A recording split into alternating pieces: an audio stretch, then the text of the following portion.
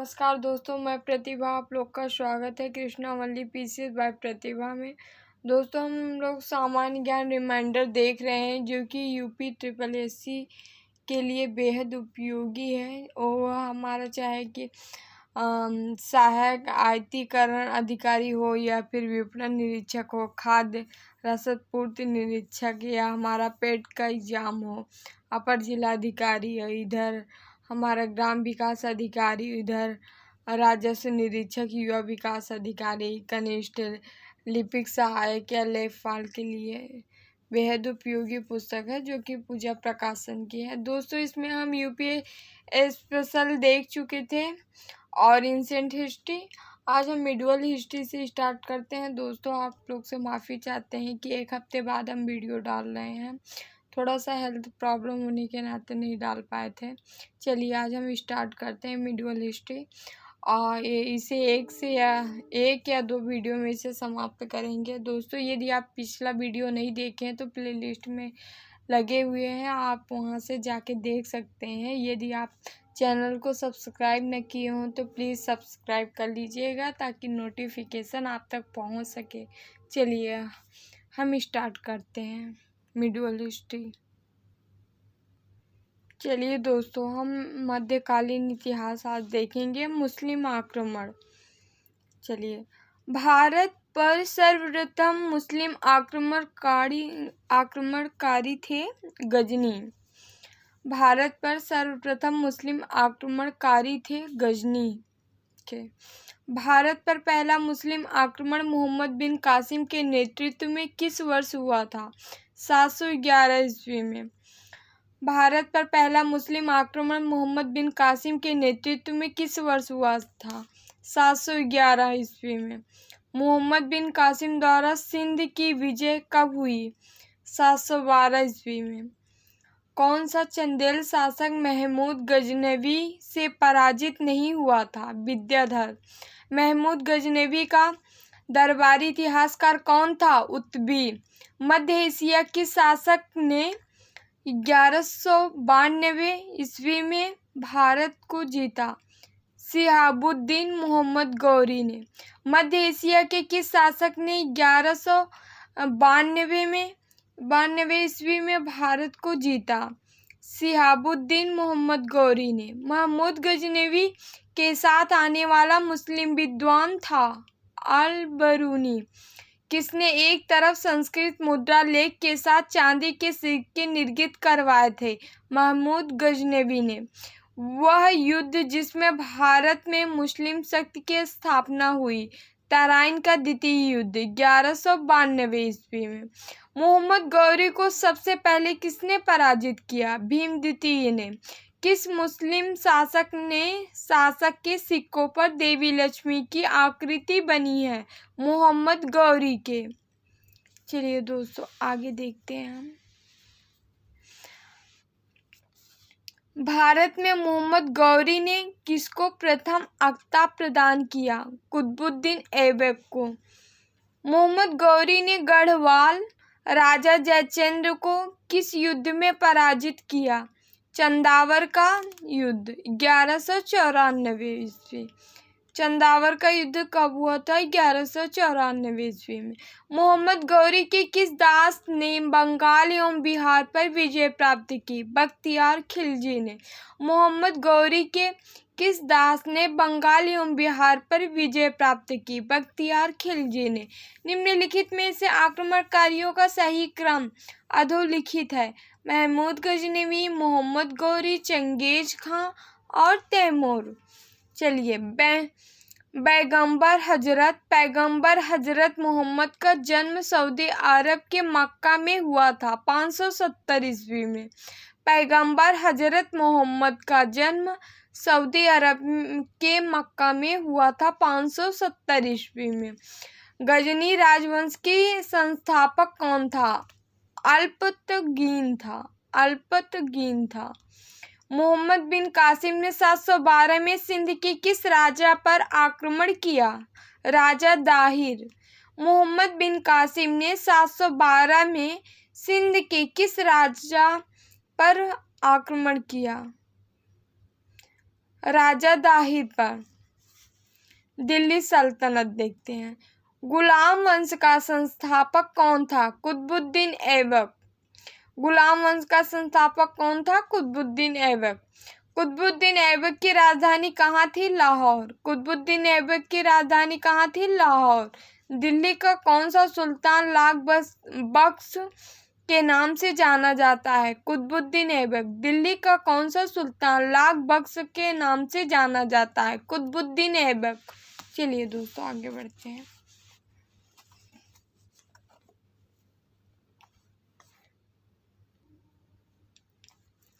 दिल्ली का प्रथम मुस्लिम शासक कौन था? इल्तुतमिश।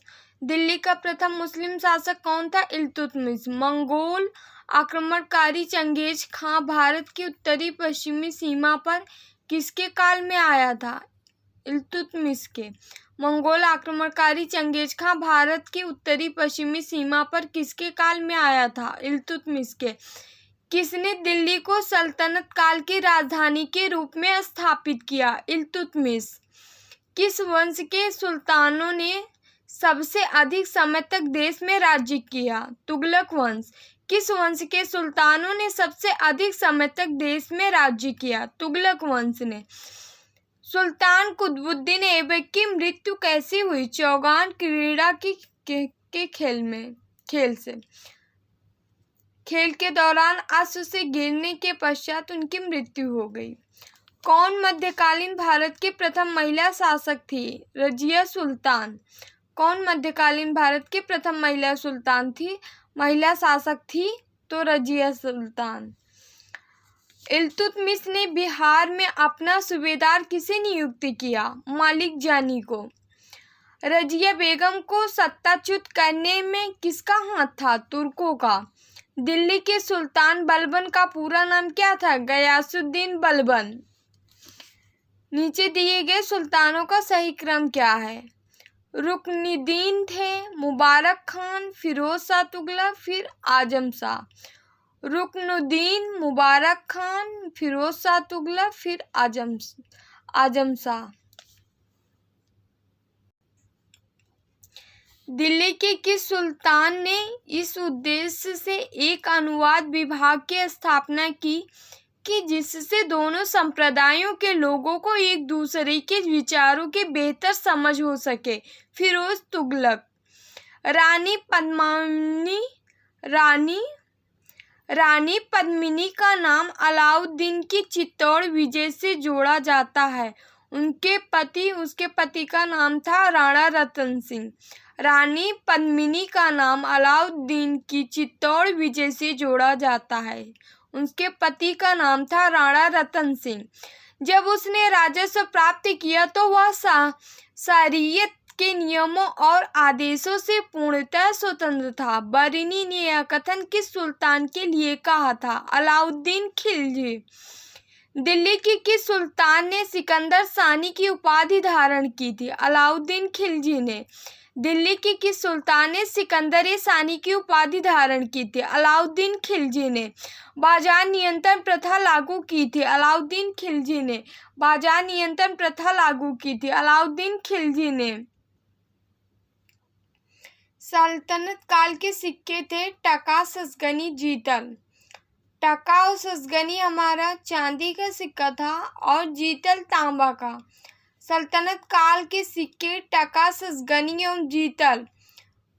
टका ससगनी चांदी की थी, जीतल जो है तांबा का था। किस सल्तनत कालीन कवि ने दिल्ली के 7 सुल्तानों का शासन देखा? अमीर खुसरो ने।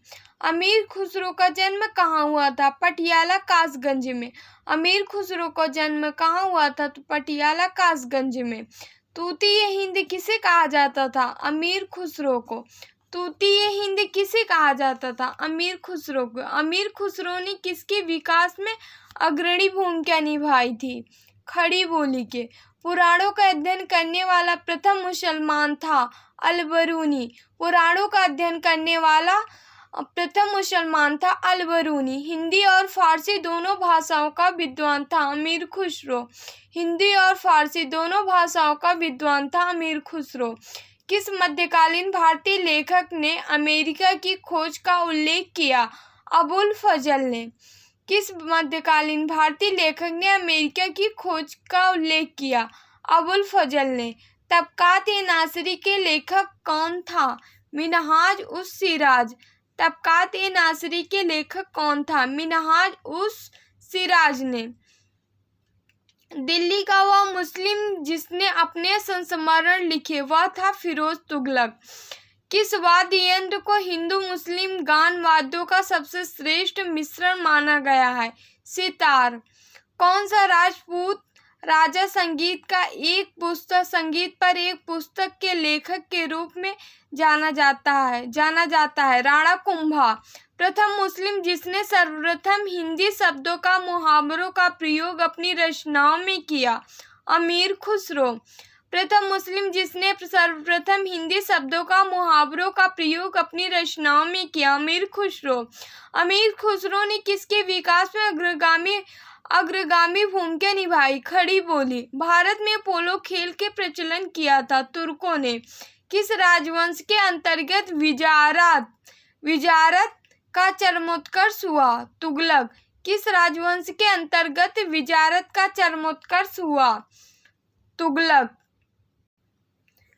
रजिया बेगम को सत्ताच्युत करने में किसका हाथ था? तुर्कों का। रजिया बेगम को सत्ताच्युत करने में किसका हाथ था? तुर्कों का। दिल्ली के किस सुल्तान ने ब्राह्मणों पर जजिया कर लगाया था? फिरोज तुगलक ने। दिल्ली के किस सुल्तान ने ब्राह्मणों पर जजिया कर लगाया था? फिरोज तुगलक ने। इब्न बतूता की भारत यात्रा किस शासक के काल में हुई थी? मोहम्मद बिन तुगलक। इब्न बतूता की भारत यात्रा किस शासक के काल में हुई थी? मोहम्मद बिन तुगलक। किसने सल्तनत काल में डाक व्यवस्था का विस्तृत विवरण दिया? Ibn Battuta. किसने सल्तनत काल में डाक व्यवस्था का विस्तृत विवरण दिया? इब्न बतूता ने। अलाउद्दीन के प्रसिद्ध सेनापतियों में किसकी मृत्यु मंगोलों के विरुद्ध लड़ते हुई थी? जफर खां। अलाउद्दीन के प्रसिद्ध सेनापतियों में किसकी मृत्यु मंगोलों के विरुद्ध लड़ते हुई थी? जफर खां। कुतुब मीनार के निर्माण में योगदान दिया था? कुतुबुद्दीन ऐबक, इल्तुतमिश, फिरोज शाह तुगलक ने। कुतुब मीनार के निर्माण में योगदान दिया था? कुतुबुद्दीन ऐबक, इल्तुतमिश, फिरोज शाह तुगलक ने। अलाउद्दीन के आक्रमण के समय देवगिरी का शासक कौन था? रामचंद्र देव। अलाउद्दीन के आक्रमण के समय देवगिरी का शासक कौन था? रामचंद्र देव। किस मुस्लिम बादशाह ने मूल्य नियंत्रण पद्धति को पहली बार लागू किया? अलाउद्दीन खिलजी ने।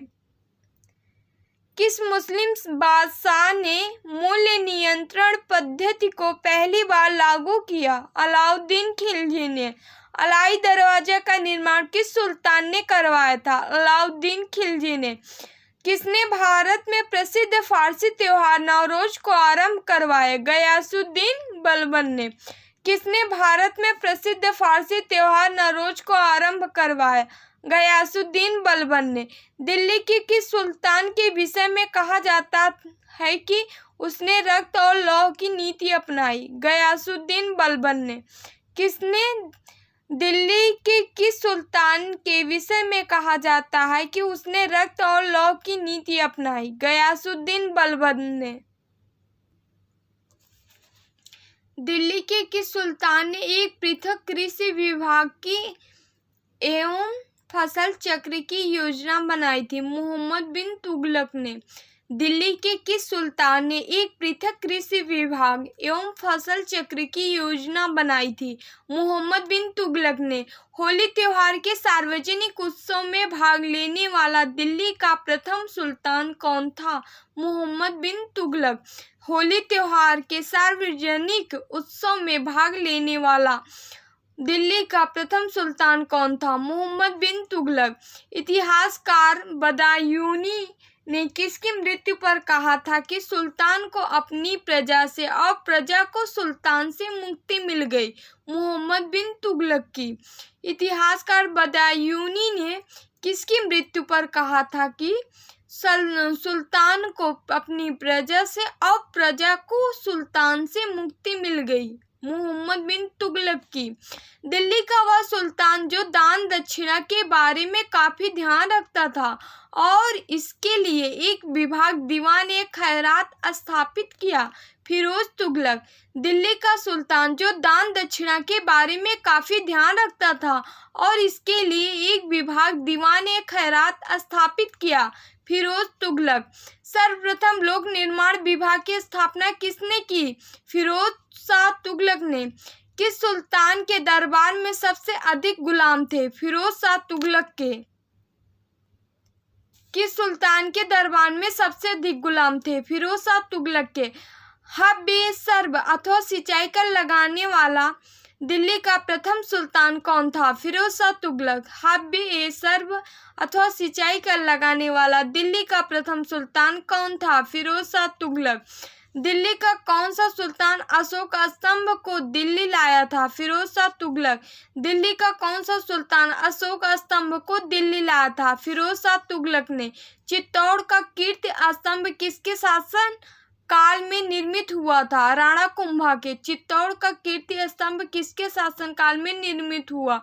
राणा कुंभा के। गोविंद महल जो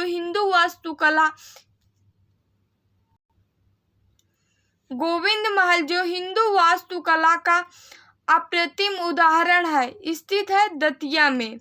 गोविंद महल जो हिंदू वास्तुकला का अप्रतिम उदाहरण है, स्थित है दतिया में। दिल्ली की कुव्वत उल इस्लाम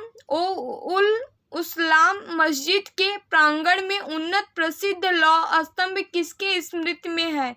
चंद्र के। दिल्ली की कुव्वत उल इस्लाम मस्जिद में प्रांगण में उन्नत प्रसिद्ध लौह स्तंभ किसके स्मृति में है? चंद्र के। निम्नलिखित में से निर्मित होने वाले सही क्रम है? कुतुब मीनार, उसके बाद तुगलकाबाद किला, उसके बाद लोधी गार्डन, उसके बाद फतेहपुर सीकरी। निम्नलिखित निर्मित होने वाले सही क्रम है कुतुब मीनार, फिर तुगलकाबाद का किला, फिर लोधी गार्डन, उसके बाद फतेहपुर सीकरी।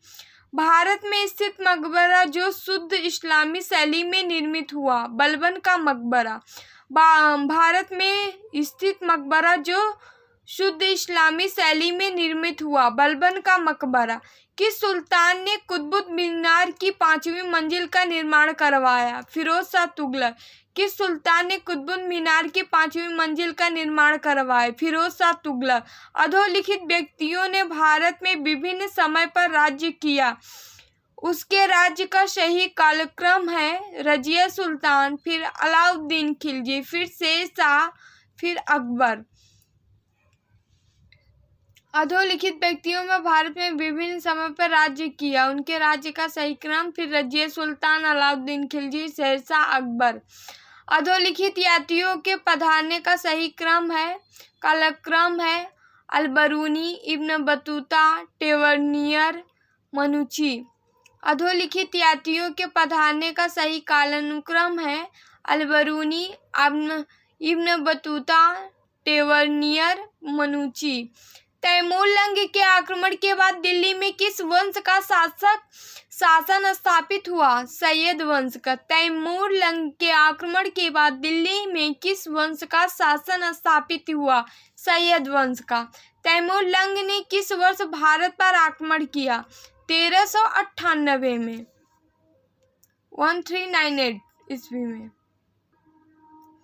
दिल्ली सल्तनत के तुगलक राजवंश का अंतिम शासक कौन था?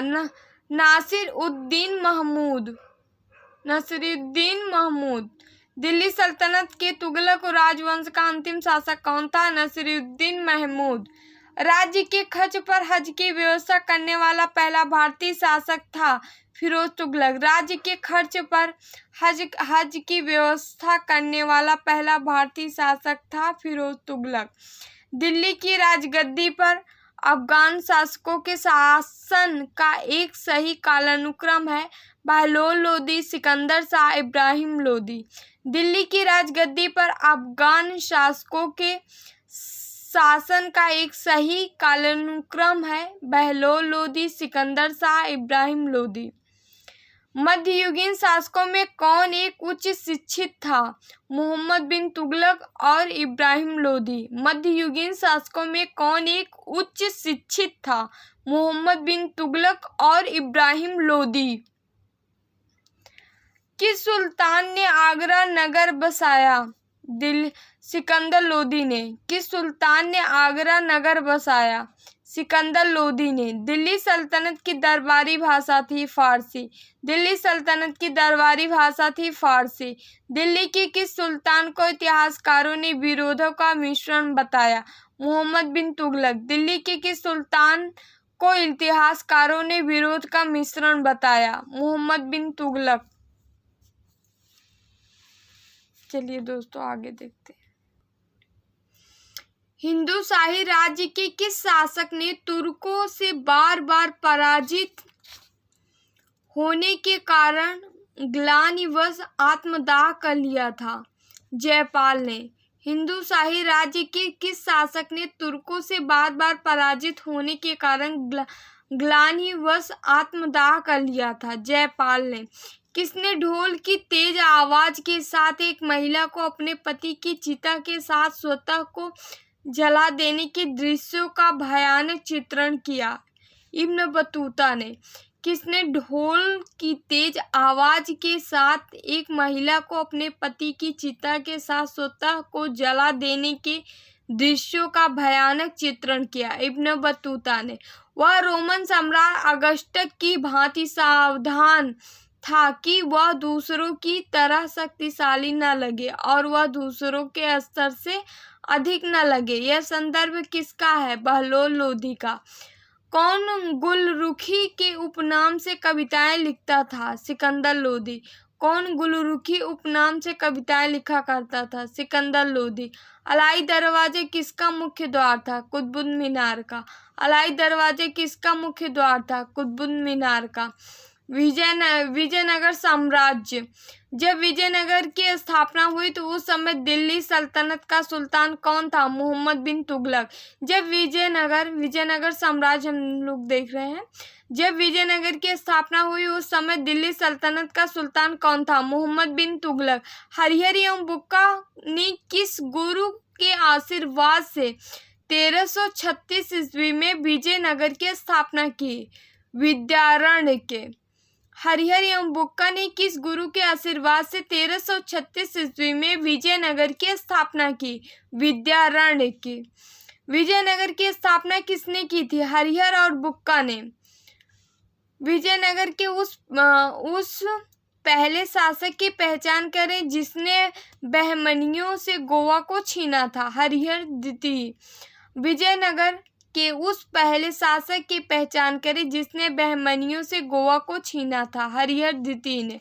विजयनगर के राजा कृष्णदेवराय तुलु वंश ने गोलकुंडा का युद्ध किस राजा के साथ लड़ा था? कुली कुतुब शाह के। विजयनगर के राजा कृष्णदेवराय ने गोलकुंडा का युद्ध किस राजा के साथ लड़ा था? कुली कुतुब शाह के। अपनी मधुरा विजय कृत में पति के विजय अभियानों का वर्णन करने वाली थी गंगा देवी। अपनी मधुरा विजय कृत में पति के विजय अभियानों का वर्णन करने वाली थी गंगा देवी। कृष्णदेवराय के दरबार में अष्टदिग्गज कौन थे? 8 तेलुगु कवि। वैदिक ग्रंथों के भाष्यकार सायण को आश्रय प्राप्त था विजयनगर के राजाओं का। वैदिक ग्रंथों के भाष्यकार सायण को आश्रय प्राप्त था विजयनगर के राजाओं का। प्रसिद्ध विजयनगर शासक कृष्णदेवराय के अधीन किस साहित्य का स्वर्णयुग था? तेलुगु। प्रसिद्ध विजयनगर शासक कृष्णदेवराय के अधीन किस साहित्य का स्वर्णयुग था? तेलुगु। विभिन्न राजवंश एवं संस्थापक देख लेते हैं। राजवंश जो है आदिल शाह, यूसुफ आदिल शाह थे संस्थापक। स्थान जो है बीजापुर था। राजवंश आदिल शाही के यूसुफ आदिल शाह थे। स्थान जो है बीजापुर था। कुतुब शाही के संस्थापक कुली कुतुब शाह थे। स्थान जो है गोलकुंडा में। कुतुब शाही के संस्थापक कुली कुतुब शाह थे। स्थान गोलकुंडा है। निजाम शाही के मलिक अहमद थे। निजाम शाही के संस्थापक मलिक अहमद थे। स्थान जो है हैदराबाद है। सरकी शाही के जो है मलिक सरवर थे, हिजड़ा थे। इनका स्थापना जो है जौनपुर। इमाद शाही जो है फतेहुल्लाह इमाद शाह थे। इमाद शाही के संस्थापक जो फतेहुल्लाह इमाद शाह थे। बरार बरीद शाही जो है अमीर अली बरीद थे। स्थान जो है इनका रहा है बीदर। आगे बढ़ते हैं। 1565 में कौन सा प्रसिद्ध युद्ध हुआ था? तालीकोटा का युद्ध। 1565 में कौन सा युद्ध हुआ था? तालीकोटा के युद्ध। होयसल स्मारक पाए जाते हैं हेल्बिड और बेलूर में।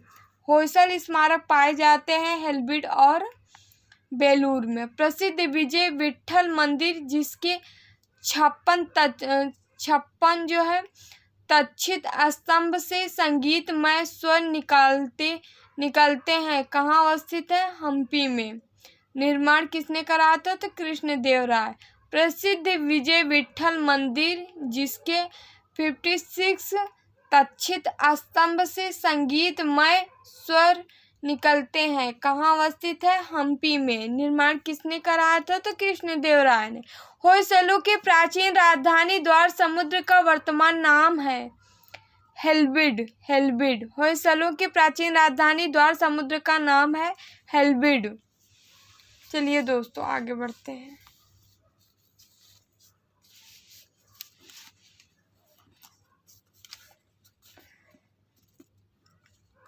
जब राजा बोडियार ने मैसूर राज्य की स्थापना की उस समय विजय साम्राज्य का शासक कौन था? वेंकट द्वितीय। जब राजा बोडियार ने मैसूर राज्य की स्थापना की तो उस समय विजयनगर साम्राज्य का शासक कौन था? वेंकट द्वितीय। किस स्थान के खंडहर विजयनगर की प्राचीन राजधानी का प्रतिनिधित्व करते हैं? हम्पी। विजयनगर साम्राज्य की वित्तीय व्यवस्था की मुख्य विशेषता क्या थी? भू राजस्व। विजयनगर साम्राज्य की वित्तीय व्यवस्था की मुख्य विशेषता क्या थी? भू राजस्व। विजयनगर की किस शासक ने चीन के सम्राट के पास अपना राजदूत भेजा था? बुक्का प्रथम ने। विजयनगर के किस शासक ने चीन सम्राट के पास अपना राजदूत भेजा था? बुक्का प्रथम ने। कृष्णदेवराय ने किसके साथ मैत्रीपूर्ण संबंध रखे? पुर्तगालियों से। विजयनगर किस नदी के तट पर स्थित है? तुंगभद्रा। विजयनगर किस नदी के तट पर स्थित है? तुंगभद्रा। मीनाक्षी मंदिर कहाँ स्थित है? मदुरई में। मीनाक्षी मंदिर कहाँ स्थित है? मदुरई में। चार मीनार का निर्माण किसने करवाया था? कुली कुतुब शाह ने। चार मीनार का निर्माण किसने करवाया था? कुली कुतुब शाह ने। विजयनगर राज्य का प्रथम राजवंश कौन सा था? संगम वंश। विजयनगर राज्य का प्रथम राजवंश कौन सा था? संगम वंश। प्रसिद्ध विरूपाक्ष मंदिर कहाँ अवस्थित है? हम्पी में। प्रसिद्ध विरूपाक्ष मंदिर कहाँ अवस्थित है? हम्पी में। अटाला मस्जिद कहाँ अवस्थित है? जौनपुर में। अटाला मस्जिद कहाँ अवस्थित है? जौनपुर में। बहमनी साम्राज्य किसके समय में अपनी चरमोत्कर्ष पर पहुंचा? महमूद गवां के। बहमनी साम्राज्य किसके समय में अपने चरमोत्कर्ष पर पहुंचा? महमूद गवां के। टोडरमल का पूर्वगामी किसे कहा जाता है? महमूद गवां को। टोडरमल का पूर्वगामी किसे कहा जाता है? महमूद गवां को। महमूद बेगड़ा किस राज्य का प्रसिद्ध सुल्तान था? गुजरात का। महमूद बेगड़ा किस राज्य का प्रसिद्ध सुल्तान था? गुजरात का। अमुक्त माल्यद ग्रंथ की रचना किसने की थी? कृष्णदेवराय ने। अमुक्त माल्यद ग्रंथ की रचना कृष्णदेवराय ने। हजारे एवं विट्ठल स्वामी मंदिर किसने बनवाए? कृष्णदेवराय ने। हजारे एवं विट्ठल स्वामी मंदिर किसने बनवाए? कृष्णदेवराय ने। किसके शासनकाल में तेलुगु साहित्य का स्वर्णकाल कहा जाता है? कृष्णदेवराय। किसके शासनकाल में तेलुगु साहित्य का स्वर्णकाल कहा जाता है? कृष्णदेवराय के। कृष्णदेवराय का राज्य कवि कौन था? पेद्दना। पेद्दना। कृष्णदेवराय का राज्य कवि कौन था? पेद्दना। 16वीं सदी के धार्मिक आंदोलन, भक्ति आंदोलन। चलिए देख लेते हैं हम। 16वीं सदी के धार्मिक आंदोलन, भक्ति आंदोलन। चलिए, कोई व्यक्ति किसी व्यक्ति से उसका धर्म, संप्रदाय, जाति ना पूछे, यह कथन किसका है? रामानंद का। कोई व्यक्ति किसी व्यक्ति से उसका धर्म, संप्रदाय, जाति न पूछे, यह कथन किसका है? रामानंद का। चलिए, सूची 1 को सूची 2 में सुमेलित कर लेते हैं। रामानुजाचार्य जो है विशिष्ट अद्वैतवाद के थे। वल्लभाचार्य जो है शुद्ध अद्वैतवाद के थे। वल्लभाचार्य शुद्ध अद्वैतवाद के थे। माधवाचार्य जो है द्वैतवाद के थे। निम्बकाचार्य जो है द्वैतवाद के थे। रामानुजाचार्य जो है विशिष्ट अद्वैतवाद के थे। वल्लभाचार्य जो है शुद्ध अद्वैतवाद के थे। माधवाचार्य जो है द्वैतवाद के थे। निम्बकाचार्य जो है द्वैतवाद के थे। भक्ति संस्कृत का भारत में पुनर्जन्म कब हुआ था? 15वीं और 16वीं शताब्दी ईस्वी में। भक्ति संस्कृत का भारत में पुनर्जन्म कब हुआ था? 15वीं और 16वीं शताब्दी ईस्वी में। सभी भक्त संतों के मध्य कौन सी एक समान विशेषता थी? उन्होंने अपनी वाणी को उसी भाषा में लिखा जिसे वो उनके भक्त समझते थे। सभी भक्त संतों के मध्य कौन सी समानता, एक समान विशेषता थी? उन्होंने अपनी वाणी को उसी भाषा में लिखा जिसे उनके भक्त समझते थे। भक्ति आंदोलन का प्रारंभ किसके द्वारा किया गया? अलवर संतों द्वारा। भक्ति आंदोलन का प्रारंभ किसके द्वारा किया गया? अलवर संतों द्वारा। कामरूप में वैष्णव धर्म को लोकप्रिय बनाया शंकर देव ने। कामरूप में वैष्णव धर्म को लोकप्रिय बनाया शंकर देव ने। सही कालानुक्रम है शंकराचार्य, रामानुज उसके बाद चैतन्य। सही कालानुक्रम है जो है रामानुजाचार्य, शंकराचार्य, फिर रामानुज, फिर चैतन्य। मीराबाई समकालीन थी तुलसी के। मीराबाई समकालीन थी तुलसी के। नामदेव किस संप्रदाय के संत थे? बर्बरी संप्रदाय के। नामदेव किस संप्रदाय के संत थे? बर्बरी संप्रदाय के। शेख निजामुद्दीन औलिया किसके शिष्य थे? बाबा फरीद के। शेख निजामुद्दीन औलिया किसके शिष्य थे? बाबा फरीद के। भक्त तुकाराम किस मुगल सम्राट के समकालीन थे? जहांगीर। भक्त तुकाराम किस मुगल सम्राट के समकालीन थे? जहांगीर के। अधोलिखित भक्त कवियों का सही कालानुक्रम है। नामदेव, कबीर, फिर नानक, फिर मीराबाई थे। नामदेव, फिर कबीर, फिर नानक, फिर मीराबाई थी। कबीर किसके शिष्य थे? रामानंद के। कबीर किसके शिष्य थे? रामानंद के। किस भक्त कवि ने अपने संदेश के प्रचार के लिए सबसे पहले हिंदी का प्रयोग किया? रामानंद ने। किस भक्त कवि ने अपने संदेश के प्रचार के लिए सबसे पहले हिंदी का प्रयोग किया? रामानंद ने। रामानुज के अनुयायियों को क्या कहा जाता है? वैष्णव। रामानुज के अनुयायियों को क्या कहा जाता है? वैष्णव।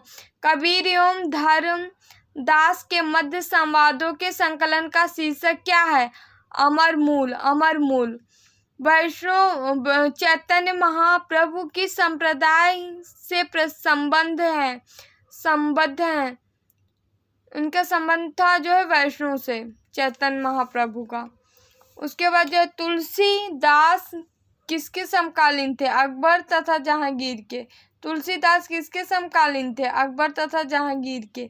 बुद्ध और मीराबाई के दर्शन के मुख्य साम्य क्या थे? संसार दुखपूर्ण है। बुद्ध और मीराबाई के दर्शन में मुख्य साम्य क्या था? संसार दुखपूर्ण है। सिर-ए-अकबर के लेखक हैं दारा शिकोह। सिर-ए-अकबर के लेखक हैं दारा शिकोह।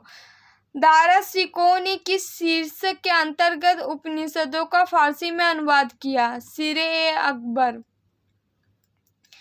जिसके शासन में गुरु नानक देव ने सिख धर्म की स्थापना की, वह कौन था? सिकंदर लोधी। जिसके शासन में गुरु नानक देव ने सिख धर्म की स्थापना की, वह कौन था? तो सिकंदर लोधी।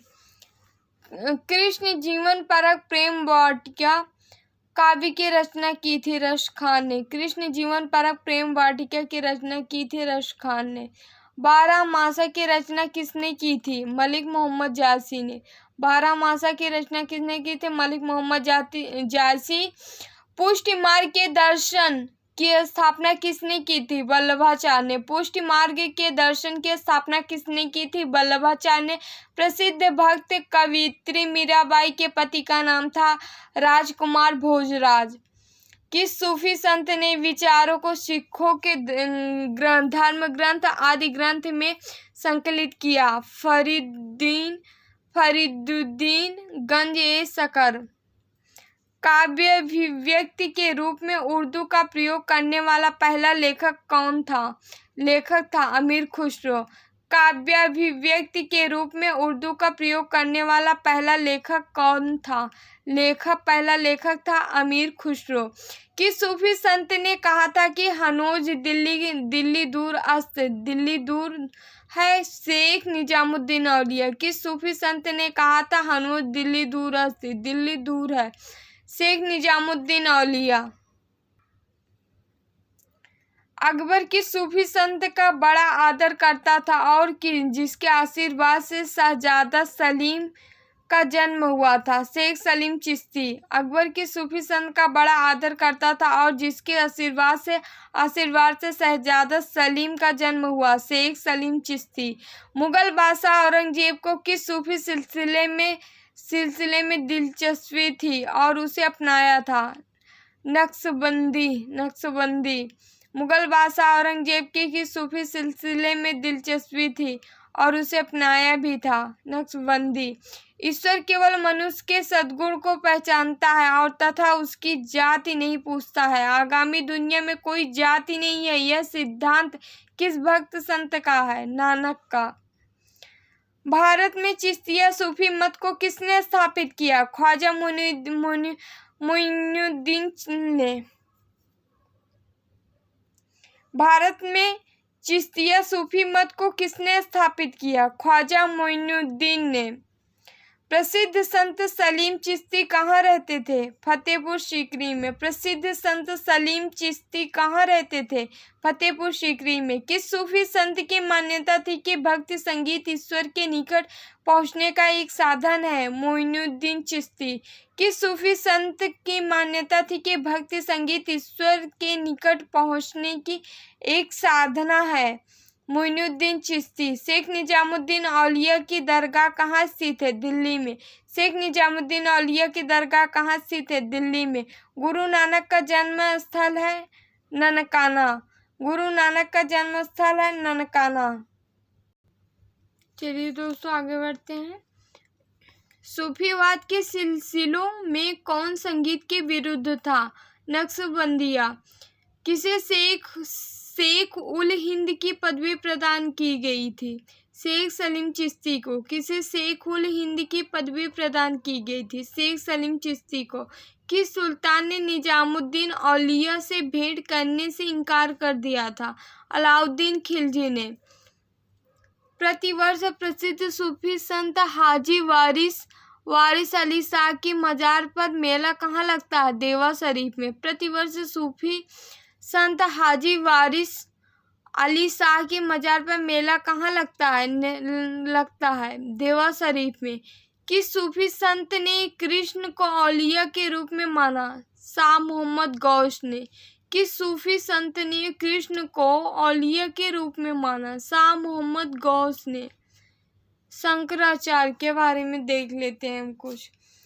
इनका जो है जन्म जो है 788 ईस्वी को केरल के अलवर नदी के तटवर्ती ग्राम कलाधी में हुआ था।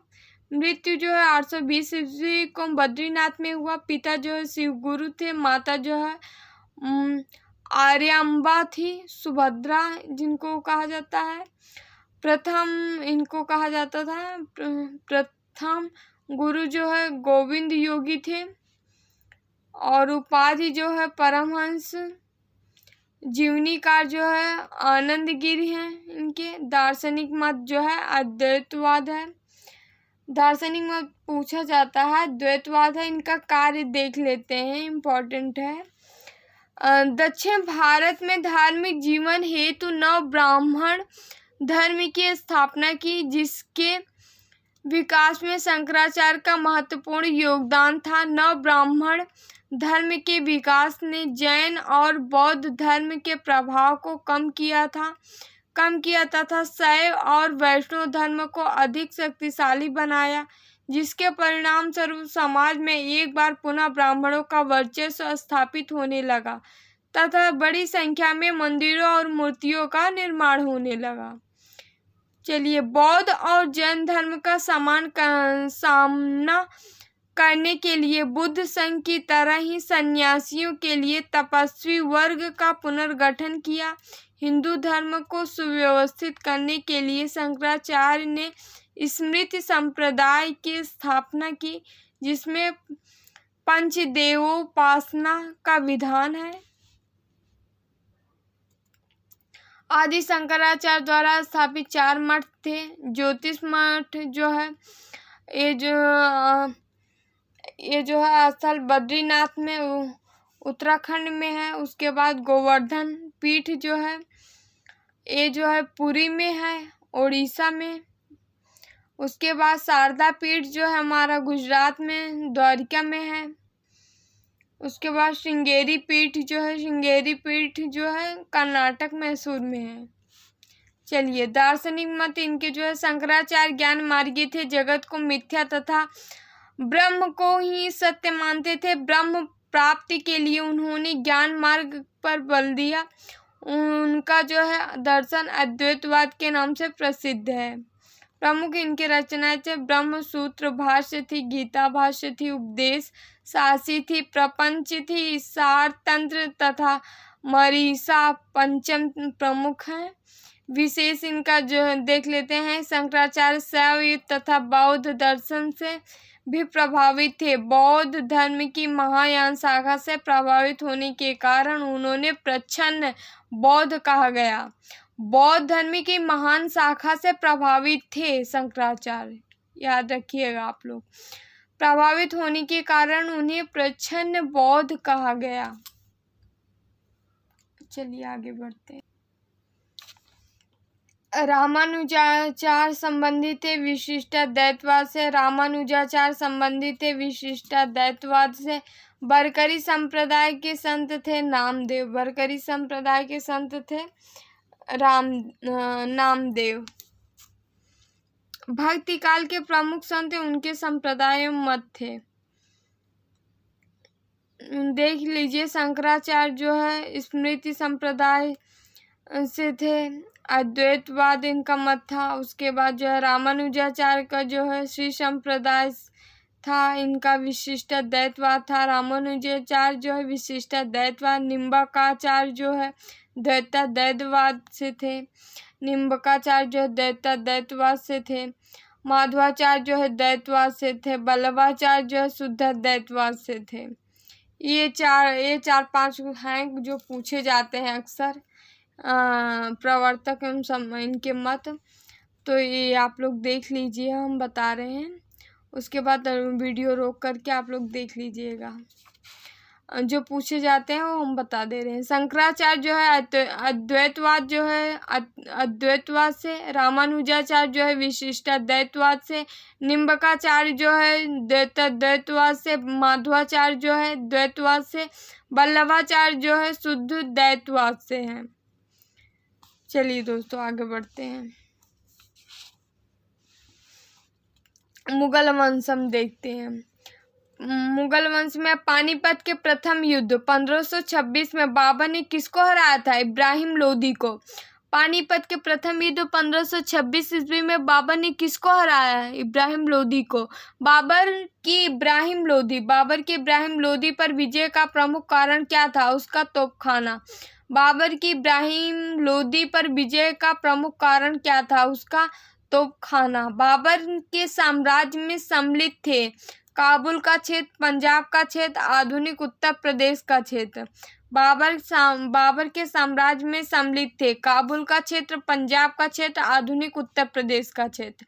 भारत के मुगल शासक बनने पर जहीरुद्दीन मोहम्मद किसने अपना नाम रखा था? बाबर ने। बाबर के मुगल शासक बनने पर जहीरुद्दीन मोहम्मद किसने अपना नाम रखा था? बाबर ने। अयोध्या स्थित बाबरी मस्जिद का निर्माण किसने करवाया था? मीर बाकी ने।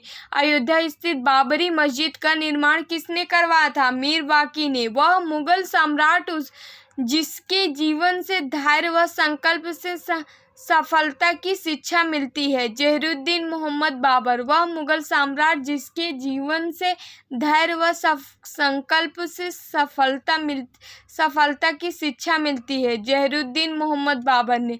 हुमायूं ने चुनार के दुर्ग पर प्रथम बार कब आक्रमण किया? 1532 ईस्वी में। हुमायूं ने चुनार के दुर्ग पर प्रथम बार कब आक्रमण किया? 1532 ईस्वी में। किस सुल्तान ने पहले हजरत आला की उपाधि अपनाई और बाद में सुल्तान की? शेरशाह सूरी ने। किस सुल्तान ने हजरत आला की उपाधि अपनाई और बाद में सुल्तान की? शेरशाह सूरी।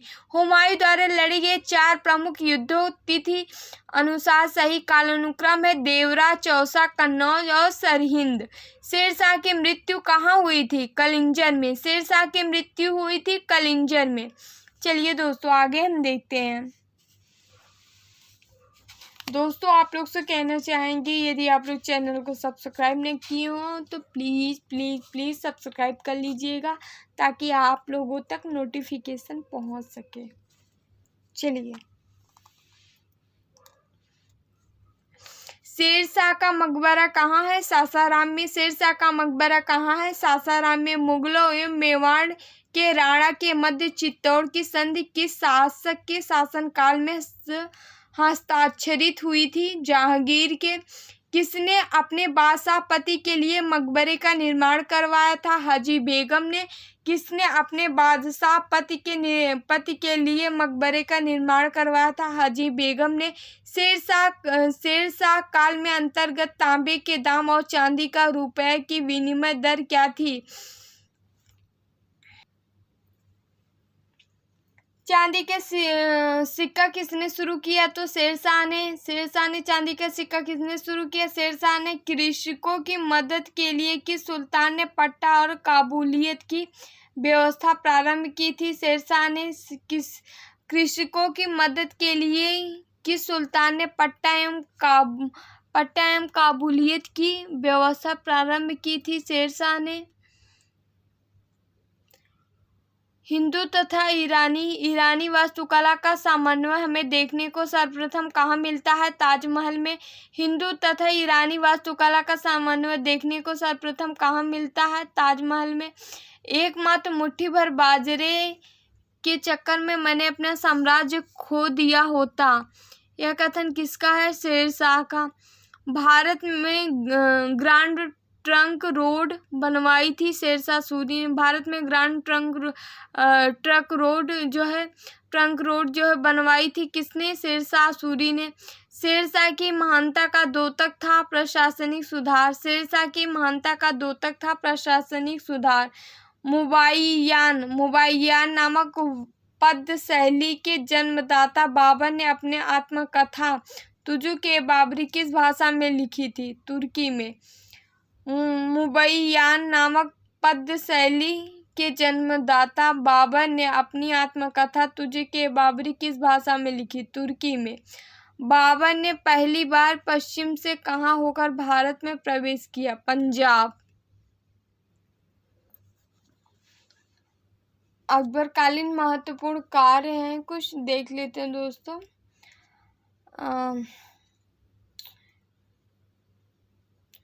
इनका जो है, जो एग्जाम में अक्सर पूछे जाते हैं वो हम बता दे रहे हैं, बाकी आप लोग वीडियो को रोक करके देख लीजिएगा।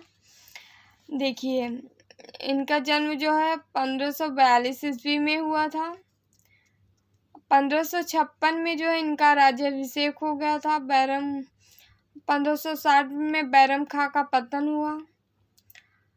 1562 में हरम दल के प्रभाव को समाप्ति व दास प्रथा का अंत। 1562 में जो है हरम दल के प्रभाव की समाप्ति व दास प्रथा का अंत हुआ।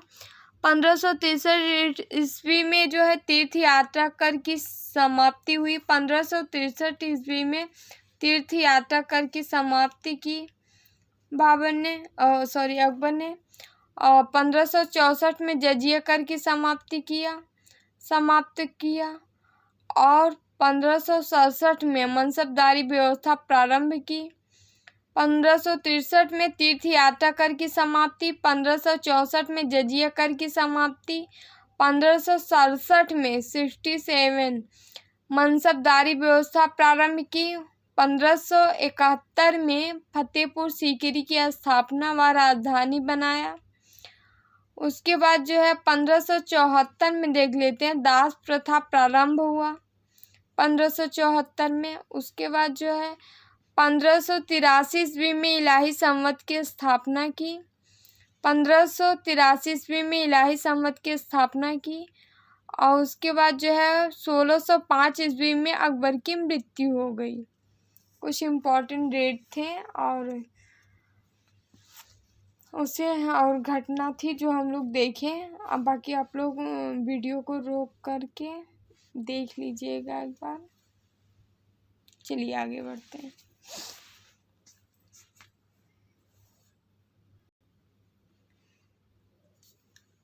अमरकोट के राजा वीरसाल के महल में किस मुगल बादशाह का जन्म हुआ था? अकबर का।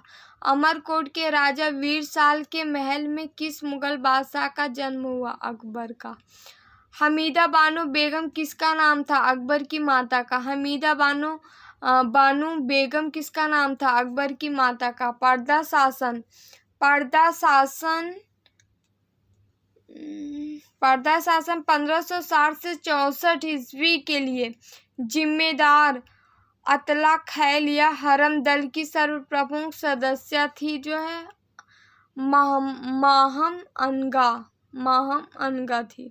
अकबर का सबसे अंतिम विजय अभियान था आसिरगढ़ विजय। अकबर का सबसे अंतिम विजय अभियान था आसिरगढ़ विजय।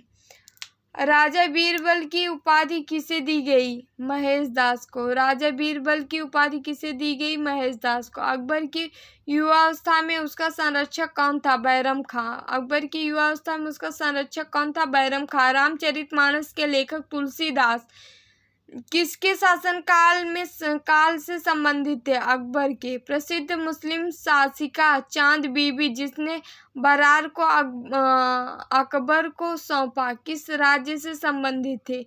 अहमदनगर। प्रसिद्ध मुस्लिम शासिका चांद बीबी जिसने बरार को अकबर को सौंपा किस राज्य से संबंधित थे? अहमदनगर से। किसने अकबर की जीवनी कथा लिखी थी? अबुल फजल ने। किसने अकबर की जीवनी कथा लिखी थी? अबुल फजल ने। अकबर ने जिस मनसबदारी प्रणाली को लागू किया वह किस देश में प्रचलित प्रणाली से उधार ली गई थी? मंगोलिया। राजपूताना के किस एक राज्य ने अकबर की संप्रभुता स्वयं स्वीकार नहीं की थी? मेवाड़। अकबर काल में भू राजस्व व्यवस्था की एक प्रसिद्ध नीति आईने अध्ययनशाला पद्धति किसके द्वारा निर्मित की गई? टोडरमल के। इबादत खाने का निर्माण किसने करवाया? अकबर ने। इबादत खाने का निर्माण किसने करवाया था? अकबर ने। अकबर के दरबार में आने वाला प्रथम अंग्रेज व्यक्ति कौन था? राल्फ फिच था। अकबर के दरबार में आने वाला प्रथम अंग्रेज व्यक्ति कौन था? राल्फ फिच था। जैन साधु जो अकबर के दरबार में कुछ वर्ष रहा और जिसे जगत गुरु की उपाधि से सम्मानित किया गया, हरविजय सूरी को। जैन साधु जो कि अकबर के दरबार में कुछ वर्ष रहा, जिसे जगत गुरु की उपाधि से सम्मानित किया गया। हरविजय सूरी को अकबर द्वारा बनाई गई श्रेष्ठतम इमारतें कहाँ पाई जाती हैं? फतेहपुर सीकरी में। मुगल सम्राट अकबर के समय का प्रसिद्ध चित्रकार था दसवंत। मुगल सम्राट अकबर के समय प्रसिद्ध चित्रकार था दसवंत। कंधार के निकट निकल जाने से मुगल साम्राज्य को एक बड़ा धक्का क्यों लग पहुंचा? सामरिक महत्व केंद्र होने के दृष्टिकोण से। कंधार के निकल जाने से मुगल साम्राज्य को एक बड़ा धक्का क्यों पहुंचा? सामरिक महत्व का केंद्र होने के दृष्टिकोण से। मेवाड़ के किस राजा को 1527 ईस्वी में खनवा के युद्ध में बाबर ने हराया था? राणा सांगा। किसने बाबर को सरे-ए-पुल के युद्ध में पराजित किया? शैबानी खान ने। मध्यकालीन भारत के मुगल शासक वस्तुतः थे चुगताई तुर्क। मध्यकालीन भारत के मुगल शासक वस्तुतः थे चुगताई तुर्क। बाबर को भारत पर आक्रमण करने के लिए आमंत्रित करने वालों में आलम खान कौन था? इब्राहिम लोदी से संबंधित था तथा वह दिल्ली के राज सिंहासन का दावेदार था। किस युद्ध में बाबर ने जिहाद की घोषणा की थी? खानवा का युद्ध में 1727 ईस्वी में। पानीपत के युद्ध में बाबर की जीत का मुख्य कारण क्या था? उसकी सैन्य कुशलता। पानीपत के युद्ध में बाबर की जीत का मुख्य कारण क्या था? उसकी सैन्य कुशलता। किस मुगल शासक को उपवनों उद्यानों में अत्यंत अभिरुचि के कारण उपवनों का राजकुमार एवं मालियों का मुकुट कहा गया? बाबर को।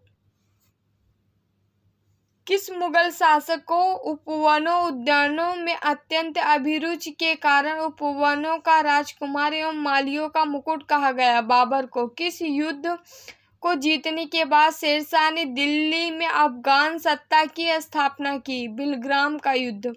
किस युद्ध को जीतने के बाद शेरशाह ने दिल्ली में अफगान सत्ता की स्थापना की? बिलग्राम का युद्ध। दोस्तों, आप लोग यदि चैनल सब्सक्राइब न किए हो तो सब्सक्राइब कर लीजिए ताकि नोटिफिकेशन आप तक पहुंच सके। चलिए हम आगे देखते हैं। मयूर सिंहासन तख्त-ए-ताऊस पर बैठने वाला अंतिम मुगल बादशाह कौन था? मोहम्मद शाह रंगीला। मयूर सिंहासन तख्त-ए-ताऊस पर बैठने वाला अंतिम मुगल बादशाह कौन था? मोहम्मद शाह रंगीला। किसके समय में मलिक मोहम्मद जैसी ने पद्मावत की रचना की? शेरशाह के। किसके समय में मलिक मोहम्मद जैसी ने पद्मावत की रचना की? शेरशाह के। कौन मुगल शासक भारत की वनस्पतियों, प्राणी जगत, ऋतुओं और फलों का विशद विवरण अपनी दैनंदिनी में लिखता था? बाबर। बाबर ने अपने बाबरनामा में किस राज्य का उल्लेख किया? मेवाड़। बाबर ने बाबरनामा में किस राज्य का उल्लेख किया? मेवाड़। हुमायूं के भाइयों के नाम थे उस्मान, अस्करी तथा हिंदाल। अकबर ने सर्वप्रथम वैवाहिक संबंध राजपूतों के किस गृह से स्थापित किया? कछवाहों से। अकबर ने सर्वप्रथम वैवाहिक संबंध राजपूतों के किस गृह से स्थापित किया? कछवाहों से। शाहजहां ने किसे मलिक-ए-जमानी की उपाधि दी थी? अर्जुमंद बानो बेगम। मुमताज महल को। हेमू का एक परिचय। चलिए हेमू के बारे में थोड़ा सा देखते हैं। हेमचंद्र उर्फ हेमू बक्कल मूलतः रिवाड़ी के एक वैश्य परिवार का था। इसने अपने वृत्तिक जीवन की शुरुआत शेरशाह सूरी के वंशजों के शाही परिवार में एक साधारण कर्मचारी के रूप में की। इस्लाम शाह के समय में वह बाजार अधीक्षक बना। आदिल शाह के समय वह बाजार वह वजीर तथा सेनापति नियुक्त हुआ। अथक परिश्रम, व्यक्तिगत गुणों और सौभाग्य ने हेमू को एक दिन दिल्ली के राज सिंहासन तक पहुंचा दिया। मुगल काल में हेमू के अतिरिक्त टोडरमल ही एक ऐसा हिंदू था जो राज्य के प्रधानमंत्री पद पर पहुंचा था। मुगल काल में हेमू के अतिरिक्त टोडरमल ही एक ऐसा हिंदू था जो राज्य के प्रधानमंत्री पद पर पहुंचा था। अपने जीवन काल में 24 में से 22 लड़कियों को जीतने वाले हेमू ने एक समय उत्तर भारत में श्रेष्ठतम सेनापति का सम्मान प्राप्त कर लिया। हुमायूं की मृत्यु के बाद हेमू ने आगरा और दिल्ली पर अधिकार कर विक्रमादित्य की उपाधि धारण कर राज्याभिषेक कराया। मध्यकालीन भारत के इतिहास में हेमू प्रथम और एकमात्र हिंदू था जिसने दिल्ली के सिंहासन पर अधिकार किया। भारत के इतिहास में विक्रमादित्य की उपाधि धारण करने वाला हेमू 14वां और अंतिम शासक था। जहांगीर ने थॉमस रा को कहाँ मिलने का अवसर दिया था? अजमेर में। जहांगीर ने थॉमस रा को कहाँ मिलने का अवसर दिया था? तो अजमेर में। दो अस्पा एवं सिंह अस्पा प्रथा किसने शुरू की थी? जहांगीर ने। एतमादुद्दौला का मकबरा आगरा में किसने बनवाया था? नूरजहां ने। एतमादुद्दौला का मकबरा आगरा में किसने बनवाया था? नूरजहां ने। मुगल चित्रकला किसके शासनकाल में अपनी पराकाष्ठा पर पहुंची? जहांगीर के। मुगल चित्रकला किसके शासनकाल में अपनी पराकाष्ठा पर पहुंची? जहांगीर के। जहांगीर के दरबार में पक्षियों का सबसे बड़ा चित्रकार कौन था? मंसूर। जहांगीर के दरबार में पक्षियों का सबसे बड़ा चित्रकार कौन था? मंसूर। लंदन स्थित ब्रिटिश ईस्ट इंडिया कंपनी के गठन के समय भारत का बादशाह कौन था? अकबर। लंदन में स्थित ब्रिटिश ईस्ट इंडिया कंपनी के गठन के समय भारत का बादशाह कौन था? अकबर। मैंने अपना राज्य अपनी प्यारी बेगम के हाथों में एक प्याला शराब और एक प्याला शोरबे के लिए बेच दिया। यह किसकी उक्ति है? जहांगीर की। चलिए आगे बढ़ते हैं।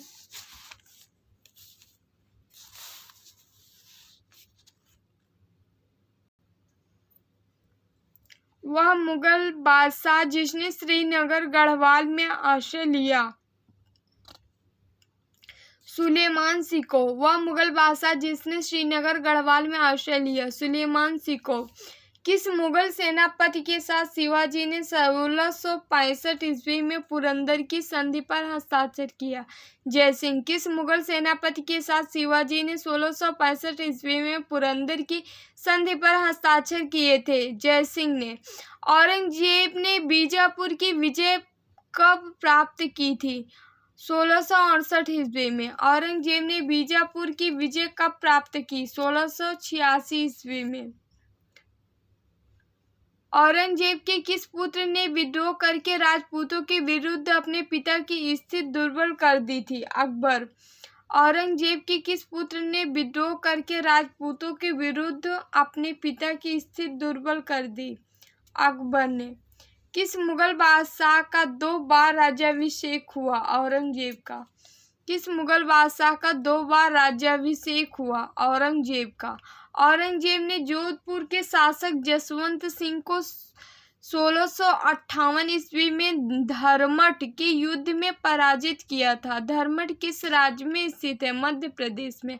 औरंगजेब ने जोधपुर के शासक जसवंत सिंह को 1658 ईस्वी के धर्मट के युद्ध में पराजित किया था। धर्मट किस राज्य में स्थित है? मध्य प्रदेश में।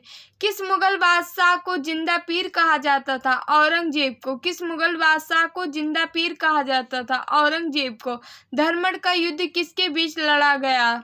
औरंगजेब तथा दारा शिकोह के। धर्मट का युद्ध किसके बीच लड़ा गया? औरंगजेब तथा दारा शिकोह।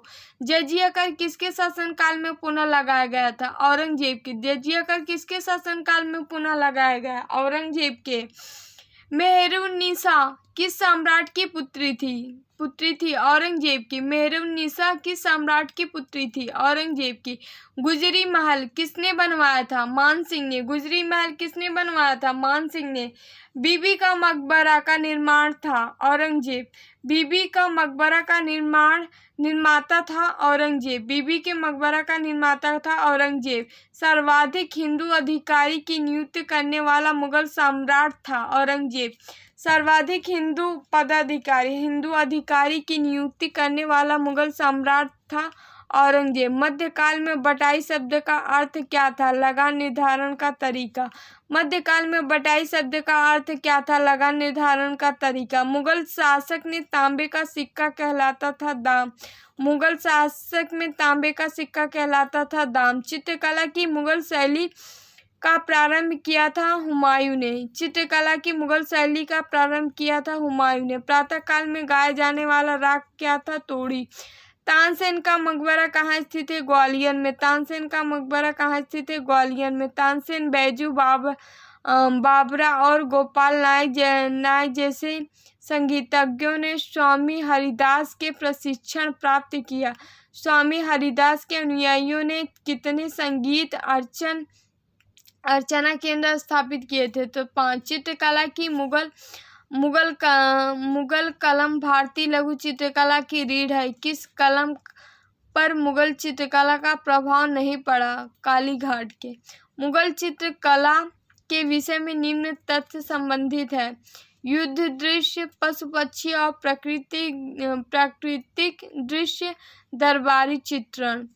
पहाड़ी school, Rajput school, Mughal school और कांगड़ा स्कूल किस कला की विभिन्न शैलियों में दर्शित करते हैं चित्रकला।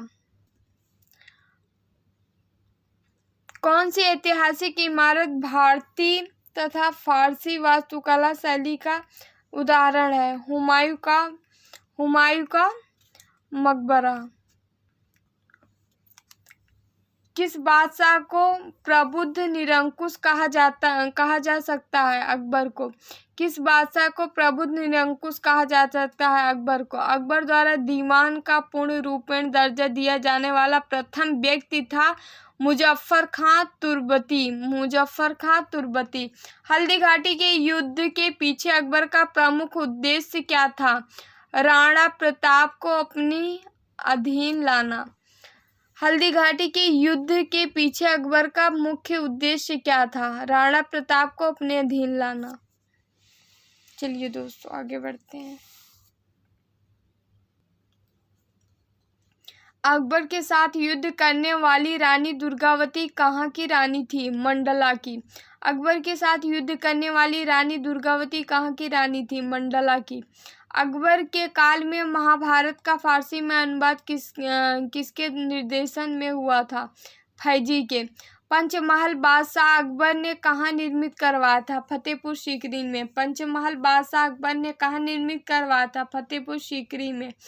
बनारस एवं इलाहाबाद की तीर्थ यात्रा कर की समाप्ति के लिए किसने मुगल बादशाह के सामने बनारस के पंडितों का नेतृत्व किया था कविंद्राचार्य ने। किसके शासनकाल में मुगल साम्राज्य की राजधानी आगरा से दिल्ली स्थानांतरित की गई शाहजहां के। किसके शासनकाल में मुगल साम्राज्य की राजधानी आगरा से दिल्ली स्थानांतरित की गई शाहजहां के। दिल्ली के लाल किले का निर्माण किसने करवाया था शाहजहां ने। दिल्ली के लाल किले का निर्माण किसने करवाया था शाहजहां ने। दस्ताने अमीर हमजा का चित्रांकन किसके द्वारा किया गया था अब्दुस समद के।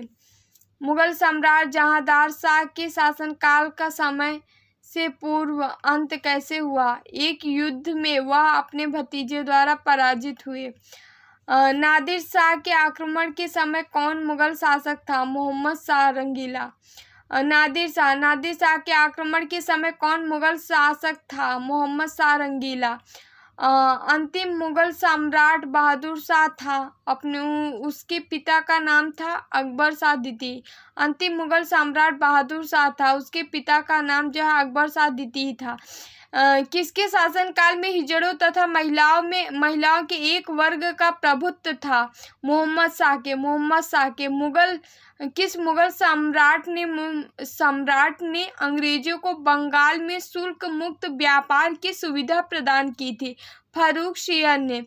किस मुगल सम्राट ने अंग्रेजों के बंगाल में शुल्क मुक्त व्यापार की सुविधा प्रदान की थी? फारूक शियर ने। किस मुगल बादशाह को बाजीर गाजिउद्दीन ने दिल्ली में दाखिल नहीं होने दिया?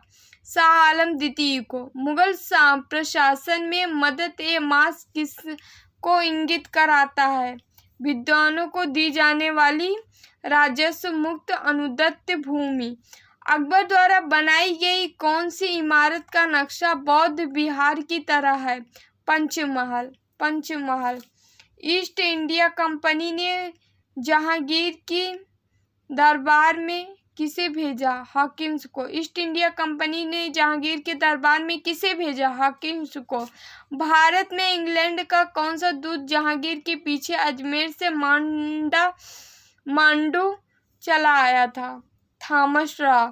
भारत में इंग्लैंड का कौन सा दूत जहांगीर के पीछे अजमेर से मांडू चला आया था? Thomas raw. किस मुगल बादशाह ने अपनी आत्मकथा फारसी में लिखी थी? जहांगीर ने।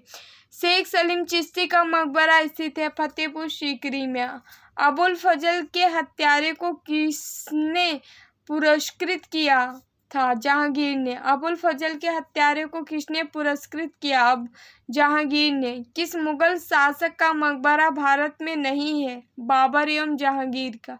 किस मुगल शासक का मकबरा भारत में नहीं है? बाबर एवं जहांगीर का। चलिए दोस्तों, सूफी आंदोलन हम देख लेते हैं। ये हमारा मिडिवल हिस्ट्री का लास्ट पार्ट है, लास्ट टॉपिक है सूफी आंदोलन।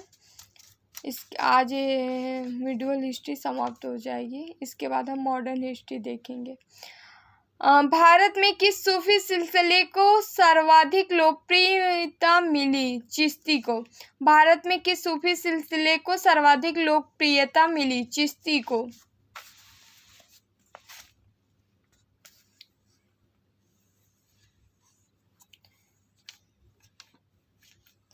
दारा ने किस सूफी सिलसिले को अपनाया था? कादरी। दारा सिकों ने किस सूफी सिलसिले को अपनाया था? कादरी ने। किसे शेख उलस हिंद की पदवी प्रदान की गई? शेख सलीम चिश्ती को। किसे शेख उलस हिंद की पदवी प्रदान की थी? शेख सलीम चिश्ती को। किस सूफी सिलसिले की गतिविधियों का मुख्य केंद्र बिहार था? फिरदौसी। किस सूफी सिलसिले की गतिविधियों का मुख्य केंद्र बिहार था? फिरदौसी की। सूफिया कलाम जो एक प्रकार का भक्ति संगीत है, विशेषता है कश्मीर की। सूफिया कलाम जो एक प्रकार की भक्ति संगीत है, विशेषता है कश्मीर की। सूफी संत ख्वाजा मोइनुद्दीन चिश्ती किसके शासनकाल में राजस्थान आए थे? पृथ्वीराज चौहान के। प्रसिद्ध सूफी सलीम चिश्ती रहते थे फतेहपुर सीकरी में। प्रसिद्ध सूफी सलीम चिश्ती रहते थे फतेहपुर सीकरी में। किस सूफी को बख्तियार काकी कहा गया? ख्वाजा मोइनुद्दीन को। किस सूफी को बख्तियार काकी कहा गया? ख्वाजा मोइनुद्दीन को। वह सूफी संत कौन था जो मानता था कि भक्ति संगीत ईश्वर के निकट पहुंचने का मार्ग है? मोइनुद्दीन चिश्ती। भारत में चिश्ती सिलसिले को किसने स्थापित किया? शेख मोइनुद्दीन चिश्ती। काव्य अभिव्यक्ति के रूप में उर्दू का प्रयोग करने वाला पहला लेखक था अमीर खुसरो। काव्य अभिव्यक्ति के रूप में उर्दू का प्रयोग करने वाला पहला लेखक कौन था? अमीर खुसरो। दक्षिणी भारत में चिश्ती सिलसिले की नींव रखने वाला कौन था? शेख बुरहानुद्दीन गरीब। दक्षिणी भारत में चिश्ती सिलसिले की नींव रखने वाला कौन था? शेख बुरहानुद्दीन गरीब। मिराज उल आशिकीन उर्दू शायरी की पहली किताब से सूफी रचयिता हैं सैयद मोहम्मद गेसू दराज बंदनाबाज। सूफी सिलसिला मूलतः संबंधित है इस्लाम से। सूफी सिलसिला किससे संबंधित है? मूलतः इस्लाम से। इस्लामी रहस्यवादी आंदोलन को कहा जाता है सूफी आंदोलन। किस सुल्तान ने निजामुद्दीन औलिया ने भेंट करने से इनकार कर दिया? जलालुद्दीन फिरोज शाह खिलजी। किस सुल्तान ने निजामुद्दीन औलिया की भेंट करने से इनकार कर दिया? जलालुद्दीन फिरोज शाह खिलजी। सूफी सिलसिलों में कौन संगीत के विरुद्ध था? नक्शबंदी।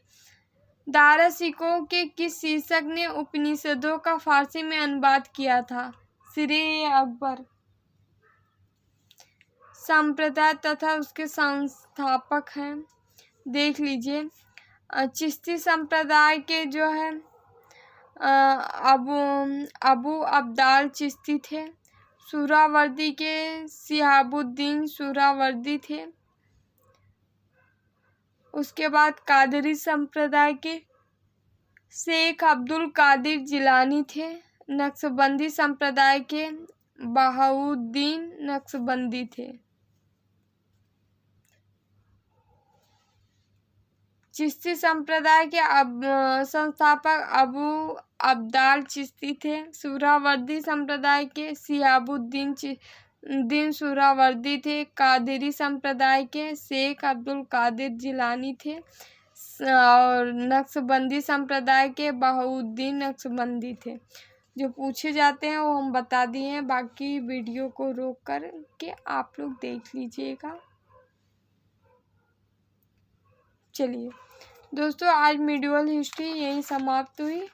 कल से हम जो है आधुनिक इतिहास देखेंगे, मॉडर्न हिस्ट्री देखेंगे। दोस्तों, आप लोग से हम कहना चाहेंगे, यदि आप लोग चैनल को सब्सक्राइब ना किए हो तो प्लीज़ सब्सक्राइब कर लीजिएगा, लाइक शेयर कर दिया करिए, कमेंट करेंगे तो और अच्छी बात। और चलिए, thank you so much, bye, take care.